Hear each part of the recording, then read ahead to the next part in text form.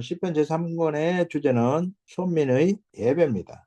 예배는 하나님과의 만남과 사귐입니다. 출애굽기 19장에서 24장에 보면 언약을 합니다. 그래서 하나님 백성이 됐고요. 하나님 백성이 되었기 때문에 율법을 줍니다. 이 율법은 하나님 백성을 보호하기 위한 보호의 울타리입니다. 그리고 출애굽기 25장에서 40장까지 성막 건축을 합니다. 성막은 뭘까? 하나님과의 만남의 집이라고 할 수가 있습니다. 하나님과 만나기 위해서 성막이 필요했던 거죠. 이렇게 해서 하나님께서는 이 성막에 거하심으로 하나님의 임재가 이루어짐으로써 임마누엘의 하나님이 되셨습니다. 레위기는 중요한 것이 오제사 7절기입니다. 오제사는 아직 예수의 피로 제사함이 완성되지 않았기 때문에 구약 백성들은 예수의 피가 아닌 짐승피 제사가 필요했습니다. 그래서 오제사를 통해서 일시적이지만 제사함이 먼저 필요했던 거죠. 제사함을 받고 거룩하신 하나님 보좌 앞에 나아갈 수가 있었던 거죠. 7절기는 하나님께 감사를 드리도록 그렇게 한 것이죠. 예배는 성화예요. 하나님 백성으로 성숙해 가는 거죠. 하나님과의 관계 성숙을 이루어가는 것입니다. 칭의는 단번에 하나님 자녀가 되는 것이죠. 그러나 성화는 반복적이다 하는 것입니다. 두 번째 구조 73장에서 83장까지는 엘로힘 시편입니다. 아삽의 시 11편이 수록되어 있어요. 이것이죠. 간단하게. 두 번째는 84에서 89편까지인데 이것은 여호와 시편이고요. 해만이나 에단도 고라자손으로 본다면 5편이 고라자손의 시라고 할 수가 있고요. 그리고 아위 시가 한 편이 있습니다. 그래서 총 6편이 되는 거죠. 여기에 보면 자세히 써놨습니다. 해만과 에단도 고라자손으로 보는 경우가 있더라고요. 이것이 아삽의 시고요. 요 위에 것이 꼬라 자손의 시와 다윗의 시가 되는 거죠. 73편은 제목을 Y라고 했습니다. 아삽의 지혜시입니다. 첫째, 악인의 형통과 의인의 고난. 악인은 형통하고 잘 살고 병도 없고 건강하고 똥똥거리고 그렇게 살고 있는데 악인이 형통하고 의인이 고난받는 이유가 뭐냐는 거죠. 이 문제 때문에 넘어질 뻔했다는 것이에요. 사람들이 당하는 고난이 그들에게는 없고 사람들이 당하는 재앙도 그들에게는 없나니 여기서 악인은 하나님과의 관계가 깨어진 자들, 하나님을 믿지 않는 자들을 말하고요. 의인은 하나님과의 관계가 회복된 하나님 백성을 뜻합니다. 시인은 악인의 형통과 의인의 고난을 보면서 마음을 깨끗하게 하고 무지하게 살린 것이 헛된 것이 아니냐 엄청난 고뇌에 빠져들게 됐습니다. 그랬을 때 하나님께서 깨달음을 주신 거예요. 하나님의 성소에 들어갈 때에야 그들의 종말을 내가 깨달았나이다. 악인은 모든 것이 잘 되고 건강하고 풍요롭고 그러니까 악인은 이 세상에서 교만에 빠지고요. 하나님을 부인하고 그래서 결국 지옥불 결국은 핑계치 못하도록 악인에게는 형통하고 고난도 없고 질병도 없고 이렇게 주셨다는 것을 깨닫게 된 것입니다. 의인은 반대로 고난을 당하다 보니까 하나님을 의지하는 거죠. 고린도후서 1장 8절 9절에서 보면 심한 고난을 받아 사형 선고를 받은 줄 알았으니 이는 오직 죽은 자를 다시 살리시는 하나님만 의뢰하게 하심이었다. 바울이 고백을 합니다. 하나님만 의지하도록 주셨다는 거죠. 시편 119편 71절에서는 고난당한 것이 내게 유익이라 이로 말미암아 내가 주의 윤례 배우게 되었나이다. 하나님의 말씀을 이제 가까이 하게 되었다고 고백하고 있습니다. 의인의 고난은 하나님의 특별 조치였다.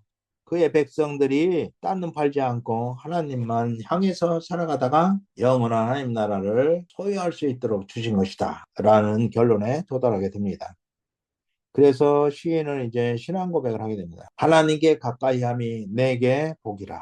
이것을 깨달은 거예요. 솔로몬의 전도서에서는 하나님 없는 인생은 헛된 인생이고 하나님 모신 인생은 복된 인생이라고 요약해 주고 있습니다. 광야 인생의 유일한 소망은 하나님이다. 복이 뭐냐? 하나님을 즐거워하고 기뻐하는 복이 최고의 축복이다.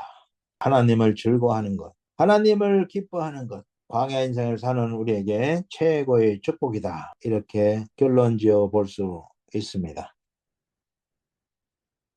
78편. 한마디로 말하면 역사적 교훈입니다. 아삽이 이스라엘의 역사를 회고하면서 그들의 심판과 구원 과정을 통해서 교훈을 주는 그런 시입니다. 첫째, 역사 회고의 목적. 첫째는 소망을 하나님께 두고, 두 번째는 하나님의 행하신 일들, 행사를 잊지 않고 기억하기 위해서, 세 번째는 하나님의 율법, 법을 지키기 위해, 그래서 조양들의 해역의 길을 가지 않기 위해서 역사 회고를 한다고 밝히고 있습니다. 두 번째는 9장에서 64장까지 출애굽에서 가나안까지 역사 회고를 통해서 발견하게 되는 것이, 첫째는 망각의 죄, 잊어버렸다는 것이죠. 여호와께서 행하신 것과 그들에게 보이신 그의 기이한 일들을 잊었도다. 10장을 통해서 하나님께서 이스라엘 백성을 구원하셨고, 유월절 사건을 통해서 장자들을 구원하셨고, 홍해 사건을 통해서 이스라엘을 구원하셨고, 광야길에서 불기둥과 구름기둥으로 그들을 인도하시고 만나와 생수로 먹이시고 하나님의 은혜를 잊어버렸다는 거죠. 잊지 말도록 하기 위해서 신명기 11장에서는 세 가지 말씀하십니다. 첫째, 자카, 기억하라. 하나님의 은혜를 기억하는 것이죠. 두 번째는 쉐마, 자녀들에게 하나님의 율법 말씀을 가르치라. 세 번째는 보라, 하나님의 율법을 지키라. 이 세 가지를 요약적으로 강력하게 말씀해 주고 있습니다.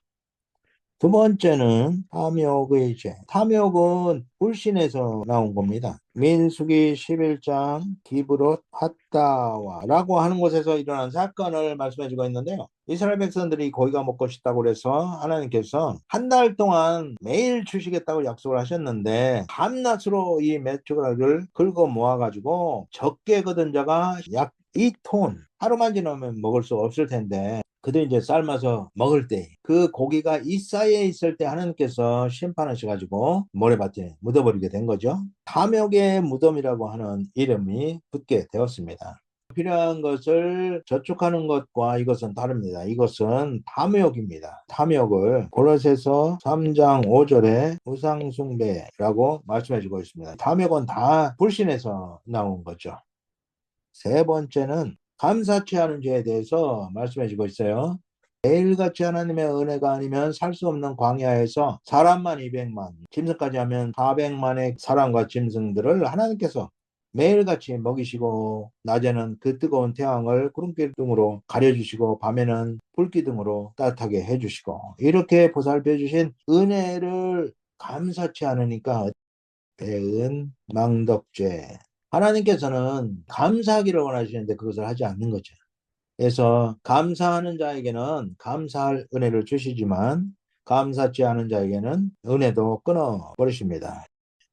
네 번째는 가나안에 들어가니까 우상숭배죄를 범하게 되는 거예요. 하나님 대신 가나안의 우상들을 섬기기를 시작하는 거죠. 그들이 조각한 우상들로 그를 진노하게 하셨음에, 우상죄는 용서를 받을 수가 없어요. 그래서 하나님이 떠나십니다. 하나님이 떠나심이 심판이죠. 그래서 이방족들이 쳐들어와가지고 괴롭히고 마지막에는 아스로와 바벨론의 포로로 끌려가게 되는 거죠. 이런 심판의 역사를 다시 돌이켜보도록 아삽이 이스라엘의 역사를 회고하고 있는 거죠. 80편 주의 얼굴을 비추소서, 구원호소죠. 민족적 애가, 민족 전체가 당하는 고난 가운데서 구원을 호소하는 내용입니다. 첫 번째는 언약의 근거에서 호소를 합니다. 고난당하는 상황이 에브라임, 베냐민, 므낫세 지파가 언급되고 있다는 점을 볼 BC 722년 아수르에 멸망당하는 시기로 추정을 하고 있습니다.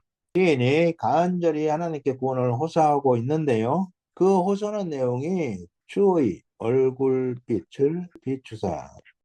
구원은 주의 얼굴빛 앞에서 살 생존권을 획득한 것이다. 죄가 조금이라도 있으면 주의 얼굴빛 앞에서 살 수가 없습니다. 이 죄 문제를 예수 그리스도의 피로 완전히 제거해 주심으로 인해서 우리가 이제는 하나님의 얼굴빛 앞에서 세세토록 왕노릇하는 엄청난 축복을 누리게 된 것이죠.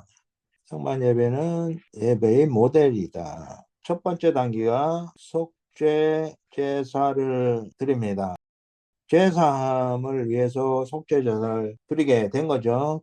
두 번째 단계는 성소에 들어간 하나님의 보좌가 있는 지성소에 대제사장이 들어가죠. 이런 단계로 예배가 되어졌는데요. 우리에게는 속죄 제사는 예수 그리스도의 피제사로 우리는 이미 깨끗하게 되었기 때문에 히브리서에 보면 무시로 하나님 보좌 앞에 나아가 하나님의 얼굴을 배웠고 하나님이 주시는 생명의 물 말씀이죠. 공급받음. 언제든지 우리는 무시로 하나님 앞에 나아가서 하나님의 얼굴을 배웠고 하나님께서 주시는 생명의 물인 하나님의 말씀을 공급받고 말씀을 통치함으로 인해서 임의만 천국, 우리 마음에 임한 천국, 예수 그리스도를 통해서 완성하신 천국을 누리며 살 수 있게 해주셨다. 이것이 예배의 핵심 내용이 되는 것입니다. 그래서 예배는 즐거움이 되고 예배는 기쁨이 되어야 한다 하는 것이죠. 84편 성전 사모가입니다. 만군의 여호와여 주의 장막이 어찌 그리 사랑스러운지요. 주의 장막, 여호와의 궁정, 주의 제단, 주의 집, 주의 궁정, 하나님의 성전, 이것은 다 같은 말입니다. 성전에 올라가는 노래 내용과도 매우 흡사합니다. 신앙 고백. 주의 궁전에서 한 날이 다른 곳에서 첫날보다 나은즉 하나님의 집, 성전을 사모하고 있는 것이죠. 구약 성전은 예수 그리스도의 그림자였어요. 실체는 예수 그리스도시죠. 요한복음 2장 19절에 보면 이 성전을 헐라 내가 사흘 동안에 일으키리라. 이 성전은 바로 예수 그리스도의 몸이죠. 3일 만에 일으키실 참성전의 실체 되심을 선포한 거죠. 현재적으로 해석을 해본다면 주님 안에서 한 날이 주님 없는 세상에서 첫날보다 나은즉 예수 그리스도를 통해서 완성된 하나님 나라에 사는 것이 세상 죄악 가운데 사는 첫날보다 낫다는 그런 신앙 고백이 되겠습니다. 만군의 여호와여 주께 의지하는 자는 복이 있나이다. 주를 의지하는 자의 복은 이 땅에 이미 임한 천국을 이다가 영원한 천국에 입성하는 것이 되겠습니다. 87편 열방 구원 예언입니다. 하나님의 성 시온을 중심으로 일어나게 될 것을 예언하고 있는데요. 시온성 찬양이 있습니다. 하나님의 성이여 너를 가리켜 영광스럽다 말하는 거다. 하나님의 성이라고 표현을 하고 있고요. 영광스럽다고 표현을 하고 있는데 시온성은 다른 말로 하면 예루살렘이죠. 시온성이 하나님의 성이라고 표현된 이유는 뭐냐? 하나님의 임재의 상징인 언약궤 안치, 언약궤가 안치되어 있습니다. 구약의 성전은 참성전이신 예수 그리스도의 그림자였죠. 시온을 중심으로 열방이 구원받을 것을 말씀해 주고 있습니다. 여기에서 재미있는 단어가 있는데요. 라합과 바벨론. 라합과 바벨론은 하나님을 대적하는 세력을 말합니다. 라합은 애굽은 남쪽, 바벨론은 북쪽. 하나님과 하나님 백성을 대적하는 라합과 바벨론이 어떻게 되느냐? 나는 라합과 바벨론이 나를 아는 자 중에 있다 말하리라. 그것들도 거기서 났다 하리로다. 거기서는 바로 시온을 말합니다. 그리고 났다는 것은 출생을 말하죠. 해산.